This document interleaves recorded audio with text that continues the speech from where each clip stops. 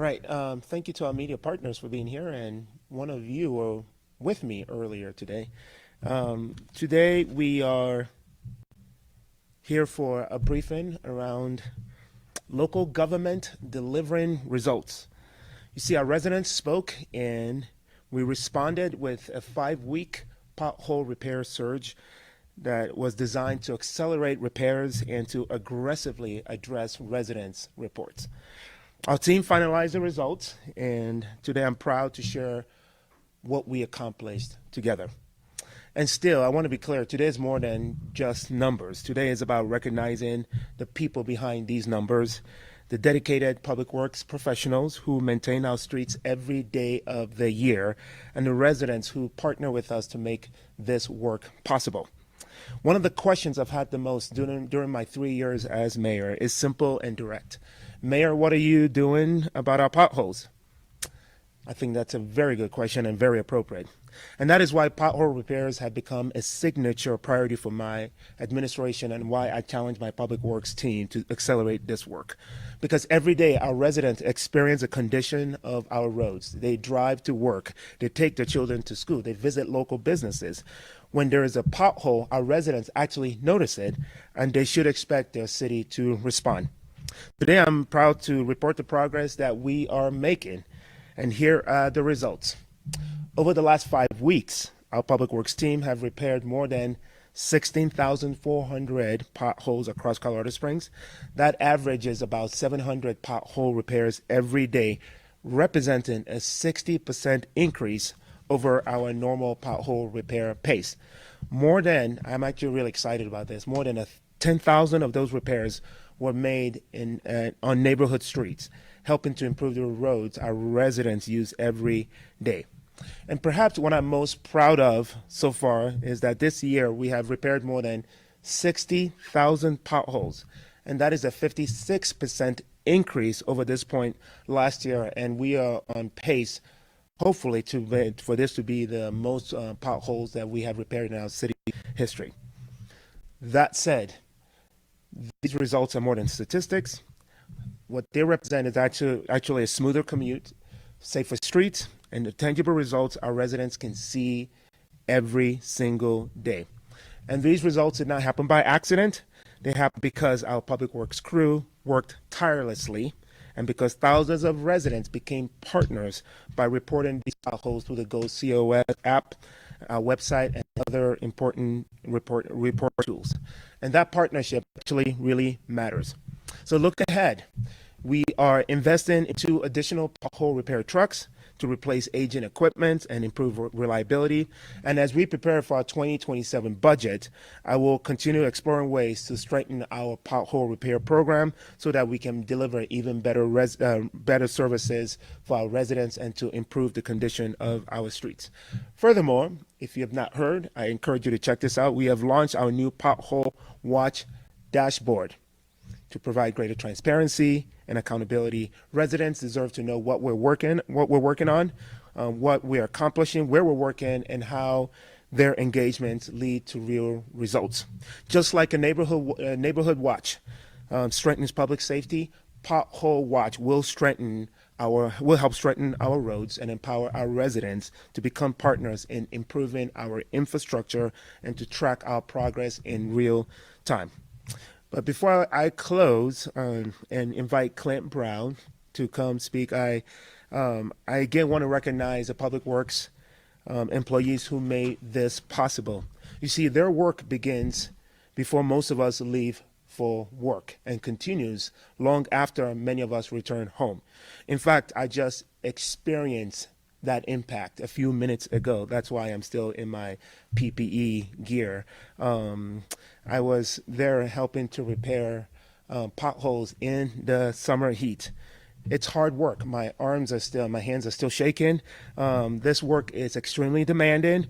And while potholes today are their focus, please know that these same employees also prepare our roads for the winter storm. They maintain our bridges. They repair our stormwater infrastructure. They respond to flooding and care for thousands of lane miles of streets that keep Colorado Springs moving. Much of their work happens quietly behind the scenes, but every resident benefit from it. So to every member of our Public Works team, I see you and truly I thank you. And Colorado Springs is stronger because of your service. And to every resident who has reported a pothole and partnered with us, thank you too as well. I especially want to recognize Carl Peterson, a 25-year-old Colorado Springs resident, retired Air Force officer, and a dedicated HOA volunteer. And he regularly submits so many requests on GoCOS on behalf of his neighbors. Yesterday, I had the privilege of calling Carl to let him know that I would be personally there to help repair some of his potholes. And I just met him. It wasn't just Carl, it was the entire neighborhood. And I'm so proud of this neighborhood, and this is what community looks like. Residents and public servants working side by side, each doing our part to build a city that is stronger and to build a city with more flourishing neighborhoods. Together, we are keeping Colorado Springs moving, and together we are Colorado Springs, onward and upward. Now I'd like to invite my colleague, Clint Brown, with the Public Works Operations and Maintenance Division to shed more light on the work that we have done with the pothole repair surge. Clint? Thank you. Clint Brown. I am the Division Manager for Public Works Operations and Maintenance Department. Mayor did a great job sharing statistics and sharing with you about the recent pothole surge.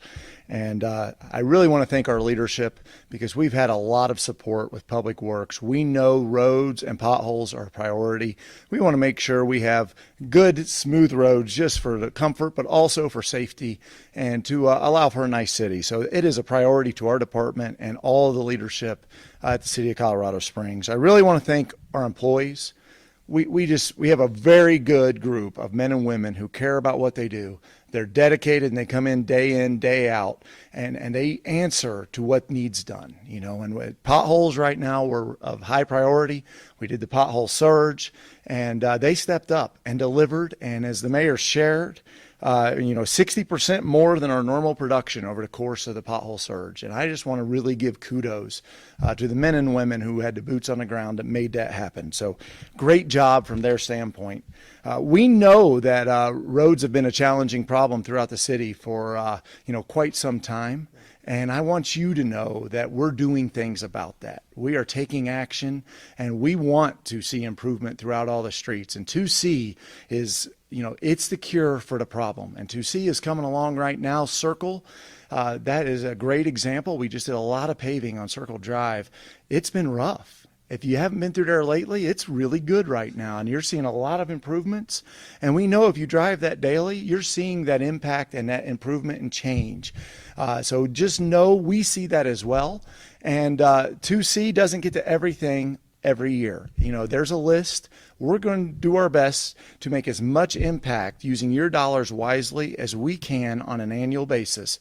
If we're not there yet, we're going to get there. Just give us time and trust the process that we are doing our best to build and create a sustainable future with good planning, good strategy, and a good approach from the Public Works Department. Mayor? Thank you, Clint. Clint and I are here to receive your questions. What questions do you have for us? Brennan? Have there always been this many potholes, or are you also feeling more because there's more potholes out there now? I'll answer this and have Clint add to it. Yes and yes. I don't know the exact data, but I remember in my State of the City reporting our report on our progress on potholes, because what is a State of the City without an update on potholes? And every year you can track how the numbers have gone up to the tune of 100,000 potholes a year. Now, last year we did dip in that number, so some of this work is we are playing catch up, but also some of this work is just the reality of living in Colorado Springs, the free thought cycle, the conditions of our road, and it's always going to be a two-tier strategy, the Band-Aid fix, but also ultimately, as Clint has mentioned, we need to get in there and repave the road. We have had years of disinvestment, and you can see our roads are telling the story of that disinvestment. And so I'm really proud of our residents for the vote of confidence and the 2C most recent ballot initiative that now we have another $820 million for the next 10 years. And in 10 years, I believe, Clint, correct me if I'm wrong, we would have repaved 2/3 of our streets. That has not been repaved in a long time. So there's still a lot of work to do and a lot of work to play catch up. But that's why you're seeing some of the potholes still emerge and show up in our community. Clint, is there anything you can add to that? Just briefly. Yeah. Mayor made a bunch of great points there.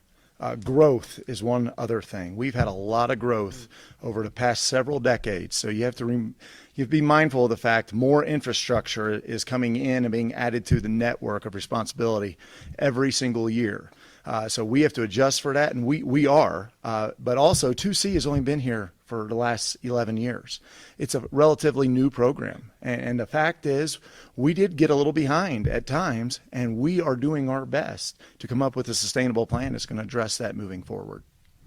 And when you talk about growth, Clint, it's important to remind everyone that when the state demographer released their report, Colorado Springs between 2024 and 2025 had the highest population growth in the state of Colorado. So yes, there's a lot more strain on our infrastructure. Any other questions? Yes. Some of our viewers were asking about potholes and parking lots. Does the city, can you control? Can you speak to that? Commercial properties that have potholes everywhere? Private properties are a responsibility of private owners. So no, the city only takes care of city right of way, and that includes streets, alleys, things of that nature, but we only take care of city assets with taxpayer funded dollars. And then how did you guys prioritize, and did they come through the dashboard where you guys were fixing all these potholes?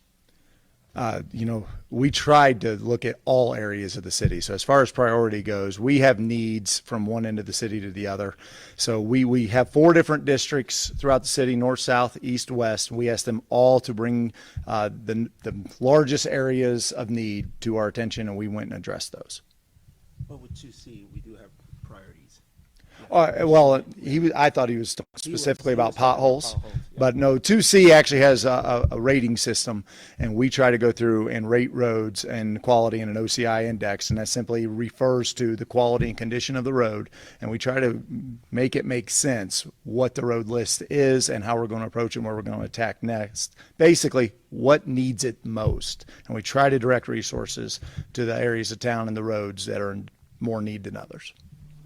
And I had Clint speaking to that because over the weekend I was at a handful of neighborhood gatherings, and this came up about how the city prioritizes road repaving. So thank you, Clint. Yes.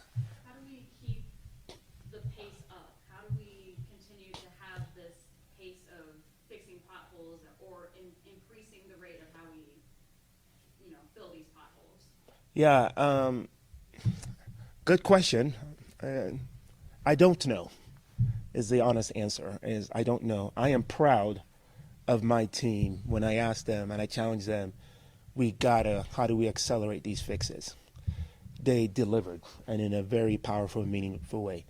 The challenge is we have taken resources from other areas. I mentioned that the same crew that fills out potholes are doing about 5 other street maintenance roles. So it's an opportunity cost. The cost of addressing the immediate need also means that we are taking resources from other areas. Your city still has a limited budget. We are a libertarian city. We believe in small government, no taxes, and so the team is doing the best with what we have given to us. And that is not even a complaint. I actually welcome that. I believe in good stewardship, but understand that we have to do this dancing act. Let me give you some perspective. I love this program so much that I asked, can we do that later in this year? What would it look like to another 5 weeks? And my team's eyes got big like, Mayor, you realize we're going to be pulling resources from other areas.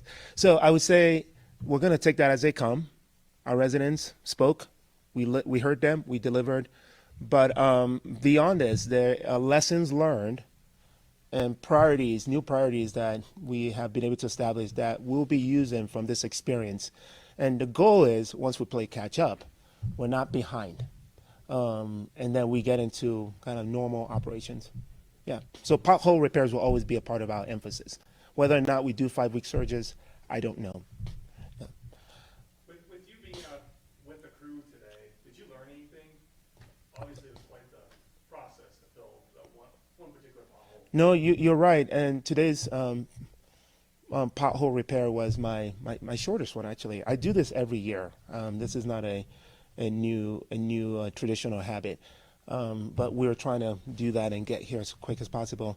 Every year I'm learning a lot. Every year I feel that I am understanding better what it takes. The big thing that I've learned and still learning is just how hard it is. It is hard work. I kid you not, I'm using that jackhammer. My arms are still shaking. And last year, it wasn't just 3 guys, it was 3 gentlemen and a woman. I'm not sure you're supposed to say this on air, but that's badass. Our team worked so hard on behalf of our residents, and they don't get kudos. I know they get complaints. The other thing I learned too was yes, being with the team again. KRDO, Scott Road Warrior joining me and having those conversations. But I would say engaging the neighborhood. That was new. Carl, to connect with Carl yesterday and to be there at the neighborhood and see how much joy it brought the neighbors seeing the city crew there to fix their roads. They were nothing but complimentary. Carl was complimentary yesterday. It actually blew me away how much this meant to people. In our world, we own that. We don't get the attaboys or the thank you. We own that. People talk to us when something is wrong or when there's a complaint. But to hear residents say thank you, and to hear residents say thank you because of Circle Drive and the repaving of that road has been unbelievable. And that is fuel. Believe me, that is the best fuel my team needs to keep doing that work and to accelerate that work. So that is probably the biggest difference this time around, was actually engaging a neighborhood in this work as well. Yes. Got a 911 authority question. Yes. City Council released a statement yesterday calling your presentation unexpected and then posted back against your plan saying funding concerns should first try to be resolved under the current El Paso Teller 911 authority. What's your response? Yeah, my response is my police chief, fire chief, my police department, fire department approached me and said, Mayor, here's an opportunity for us.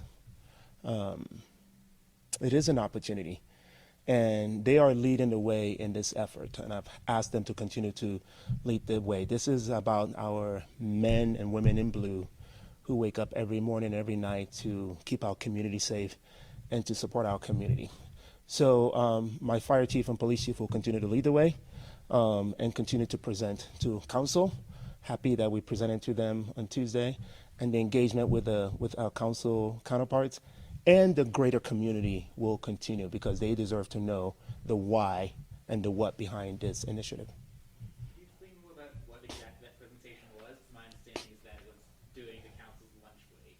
Yeah, it's an existing platform that we have. Hundreds of presentations happen in that platform. So every council meeting, we meet and talk about the city business, and that's what we did. This is probably one of the most important city business in front of us, and that's what we discussed. Can you talk more about the opportunities? You said you're looking at different opportunities. Yeah, the opportunities are there. They're public. If you're interested in the presentation, we're happy to share with you. But my police chief and fire chief can actually tell you more in full detail the opportunity to, in terms of how that keeps our community safe and how those partnerships are not going away. Because we have a history of incredible partnership, OEM, the Mutual Aid Fire Task Force. I mean, we are a city of collaboration, a city of partnership. And so I'm actually excited about the opportunities ahead from this initiative and how this really saves our city so much money and protect the resources our residents are paying. Again, my police chief and fire chief can actually tell you more about the opportunities ahead.